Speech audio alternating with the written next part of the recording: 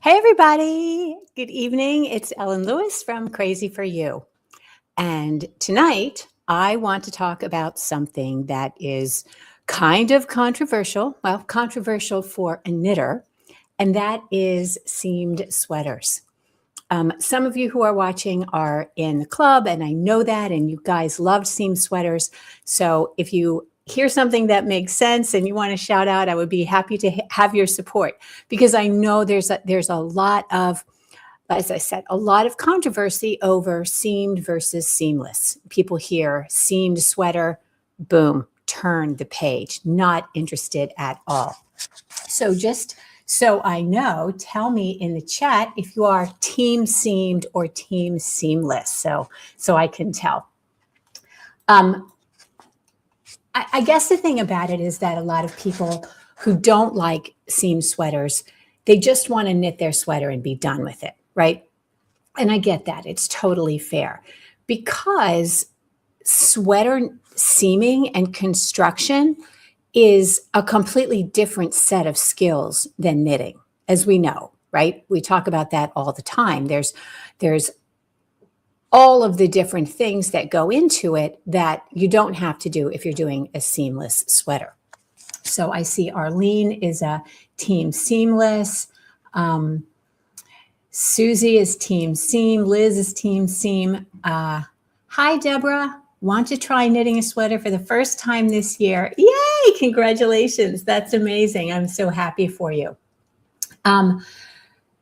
Maria is team seamless. You hear my dogs? That's my son coming home from a meeting. Let's see. Truth is free. I will just be learning and open to both seam or not seam. Maybe I don't know enough to be scared. I love that. I love that so much. The truth is that there is no right or wrong. I knit both, right? I knit seam sweaters, and I'm a devotee of the Cocoa Knits method.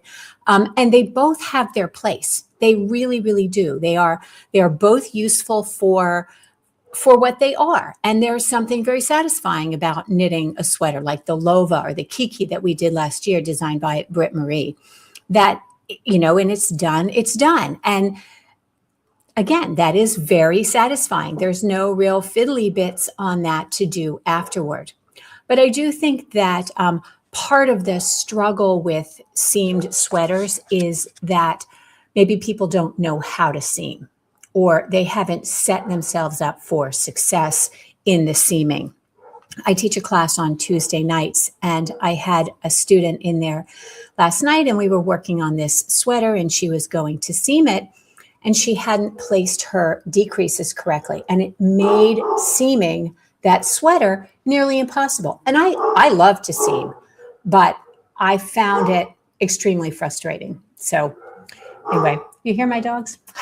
I'm sure you do. So let's see, what else did I want to say?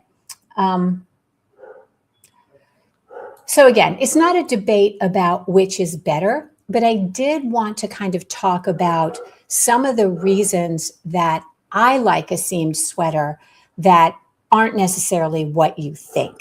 Okay, not just because some of my favorite designers design in seam sweaters, but there's more to it. So of course I made a little presentation, and I want to share that with you.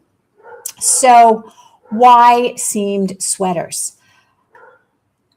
First of all, I think it's important to understand that construction is part of the design language. It's not something added on at the end. And when a designer chooses to make their sweater seamed, it's typically for a fairly particular purpose. Generally, what seams actually do is important, right? So seams are the bones of your sweater. If you think about the fabric as kind of being the flesh on top, your seams are what give the sweater structure. Have you ever seen that Far Side of the boneless chicken ranch, where the chicken are just lying around and they have no bones? Anyway, seams provide the structure to the knitted fabric. If you've ever blocked a shawl, you know how easily it stretches out because there are no seams in a shawl. And it's very easy to overblock a sweater pieces because there's no seam to hold them in place. So there's that, right? And related to that is that knitted fabric wants to grow. All of the beauty of knitting is that it's stretchy, and all of the stitches are sort of related to each other. They're like little girls in a row holding hands, and they can move and stretch and get closer together, get further apart. And knitted fabric is the same way. The stitches want to grow. There's nothing holding them in place unless you have a seam. Because as you know, if you've ever seamed anything, when you sew a seam, whether it's mattress stitch or fake grafting, stitch to stitch or row to row, however you do that seam, after you've made the seam, you're going to pull that seaming yarn until it's taut. So what that does is as you're seaming, you're going back and forth between the two sides of the fabric. When you pull that seaming yarn taut, you are pulling all the stretch out of it. It's as though that seaming thread is lying completely straight, parallel to your seam. So the fabric at that point can't move any more than that. So the seams are there to say, this is as big as you get. You can't get any larger. So particularly when you have a large sweater, let me bring that up, like this one that I have here, if I didn't have those seams at the side, there would be a tendency for this sweater to get longer, right? It also, if you have this seam at the shoulder, and this is a piece that was worked in a front, a back, and two sleeves. So having that nice seam at the shoulder does the same thing. The knitted fabric across the shoulder here can't stretch out and get wider. So it's reacting against gravity in the length here. So the seam keeps it from pulling down. And then up here on the shoulder, it keeps your shoulder line nice and taut. And this is a fairly oversized drop-shouldered sweater. So you can see that there would be a great deal of a tendency for it to sag at the shoulder if it didn't have a nice firm seam.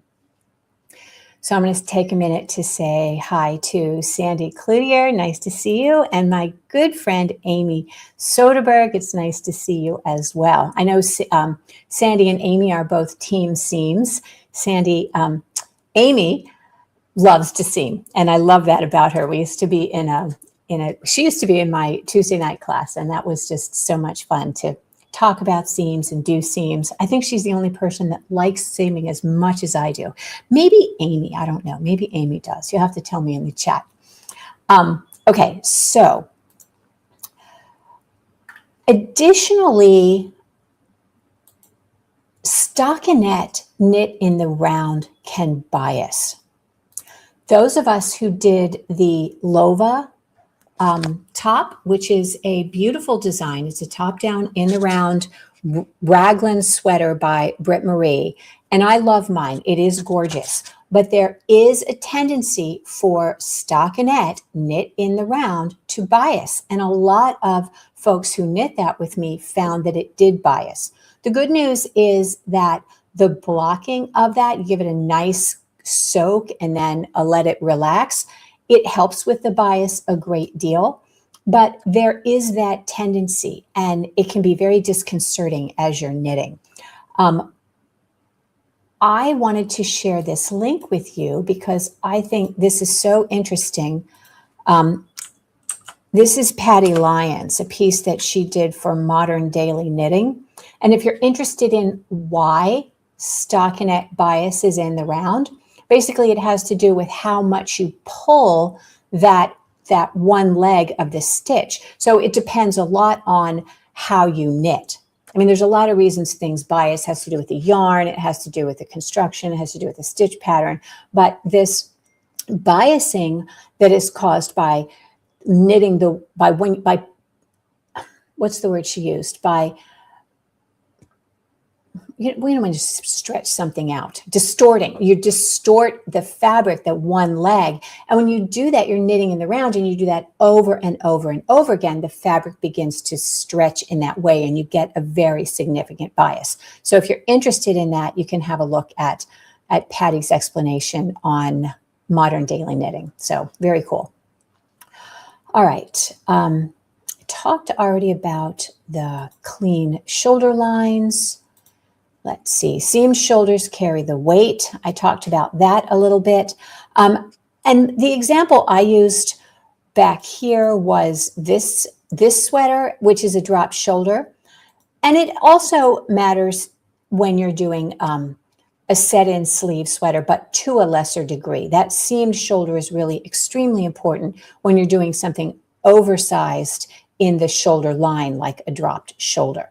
So that seam at the shoulder gives you that nice firm anchor that you really want. But honestly, I think the most important thing for me that a seamed sweater offers is greater opportunity to fine-tune the fit.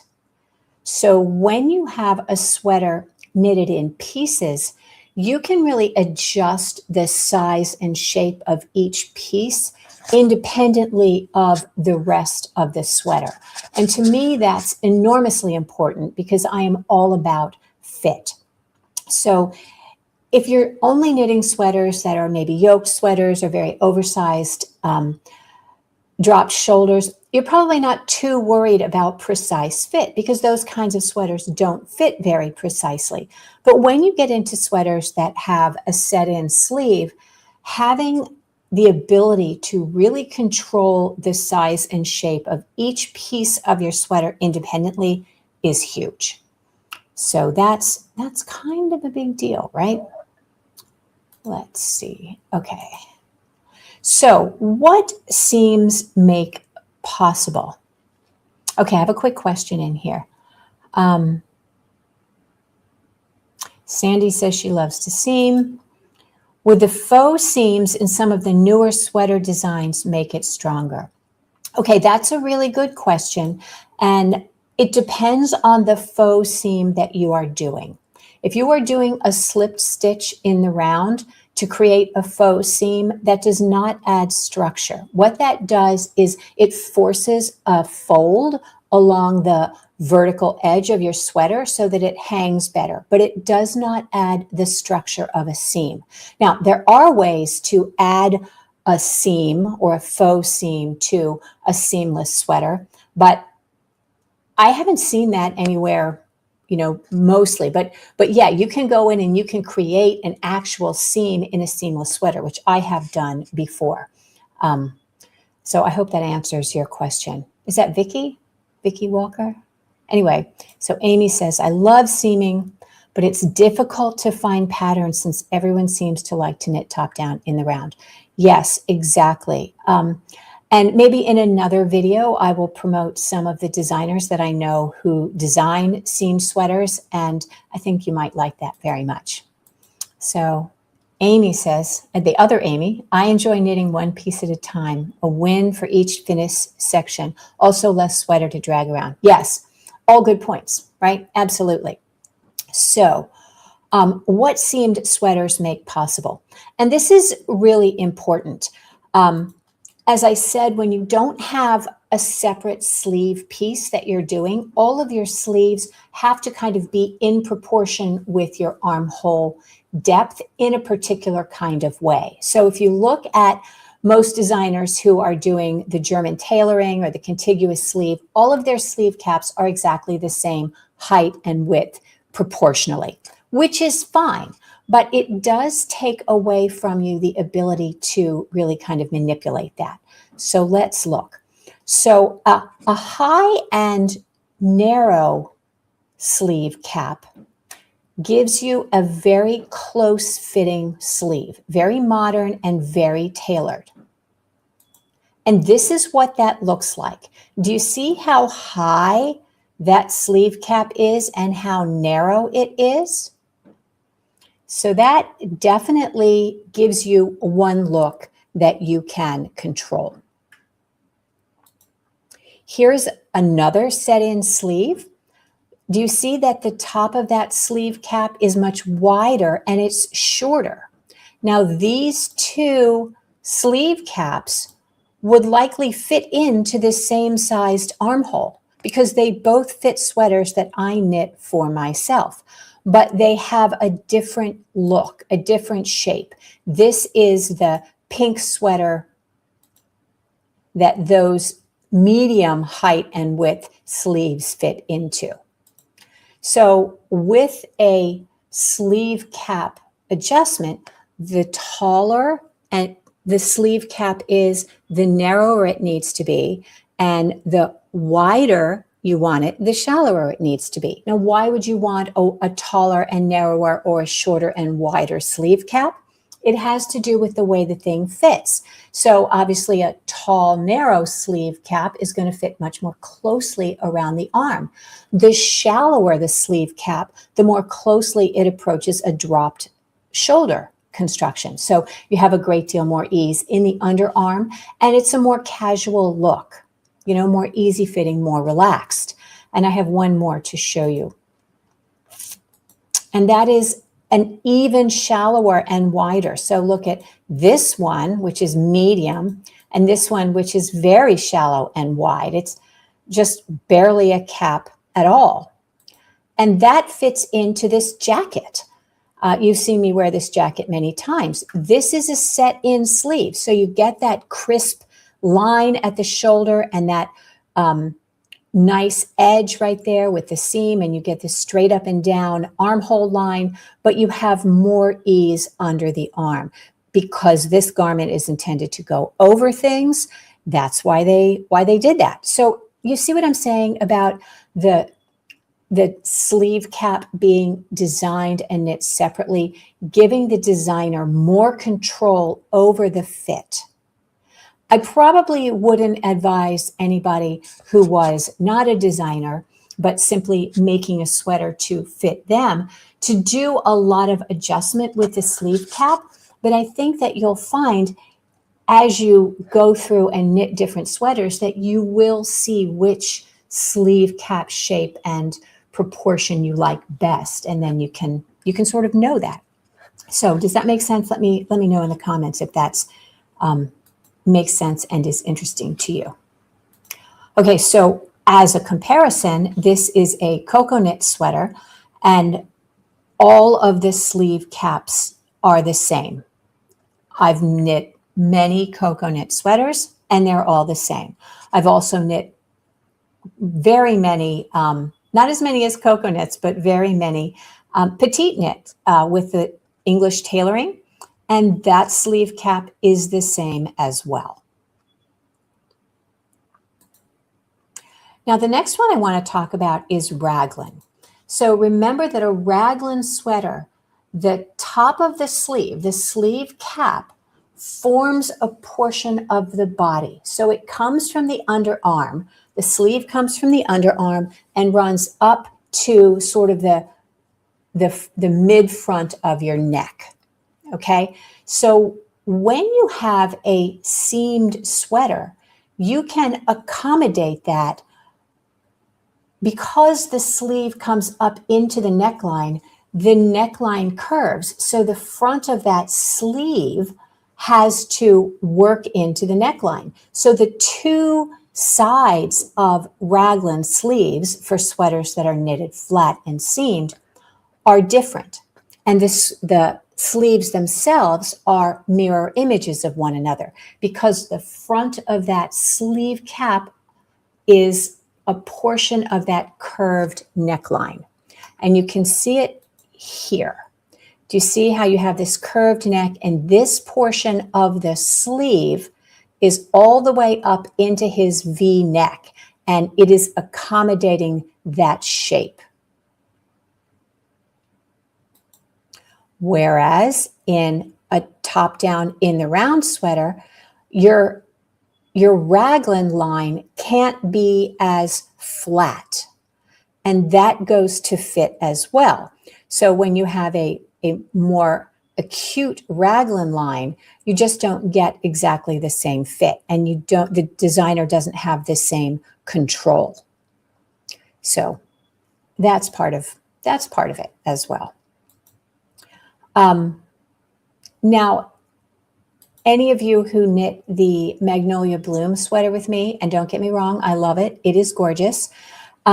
When you have a sweater that's knit in the round, and that happens to be a yoke sweater versus a raglan sweater, but it's the same kind of concept in terms of shaping. You do that with the raglan, with the back, with the shaping here, to get the back neck a little higher, because our back neck shaping in a sweater is different from the front neck shaping. So when you have a sweater that's worked in the round and you want that back neck to be taller, you have to find a workaround. And a lot of designers have very cleverly used short rows in the back to adjust the back neck to make that higher, to get a better fit.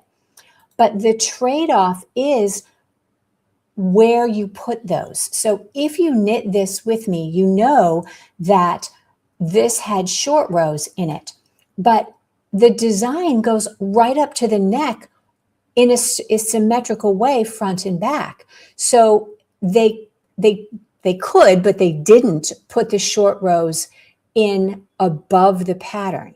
They could have done that, but they didn't. And even if they had, you would have had this sort of strange dip in the back where the pattern starts at a different spot in the back than it does in the front. And it's also very fiddly to do that. It's very fiddly to knit. Those of you who knit the Kiki with me know that right out of the box short row with a stitch pattern, and Kiki was just a rib.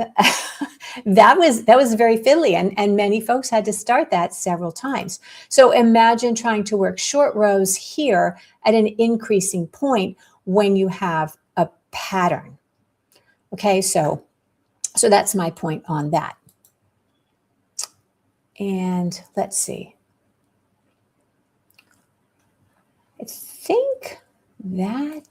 I think that's all the slides that I had, but I did want to kind of open you to the idea of you don't have to choose. I love Britt Marie's designs. I have Kiki still on my needles, and I love my Lova. I love Petite Knits. I love Coco Knits. I love so many of the beautiful designs that are coming out of designers today that are very, very simple, very modern. I love my favorite things. There's a ton of designers. As Amy Soderbergh mentioned, so many cute designs are coming from designers who like to knit top down in the round, which is fine. I just want you to consider that it's a reason, it's a choice, typically a design or a fit choice, when designers opt to do things flat. So it gives them more control. If you think about many of the designers who we typically associate with patterns that are knit flat and seamed, Lisa Richardson, who's a designer on the Rowan team, and Martin Story, they came to knitting from a tailoring, a garment making background.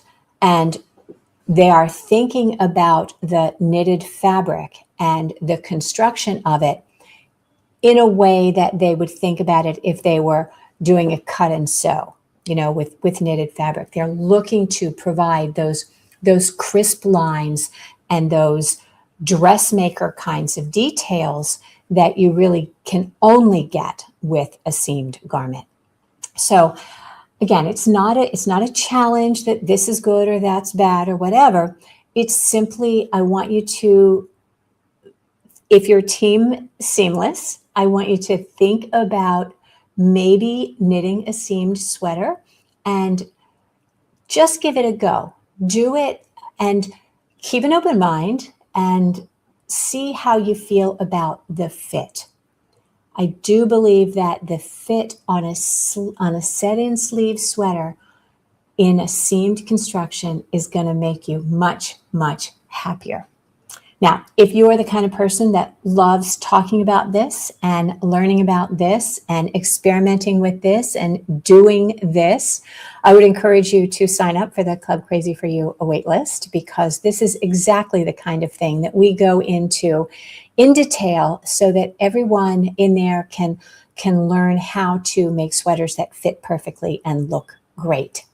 And the information that we have about our measurements and our bodies that we learn from seamed sweaters can also be applied to seamless sweaters. So it's a great place to learn about making sweaters in both construction methods that look exactly the way you want them to. So thank you so much. And if you've enjoyed this video, please give it a thumbs up. And if you're not already subscribed, I would love to have you as a subscriber. So I will see you next time. And in the meantime, keep knitting and create something beautiful.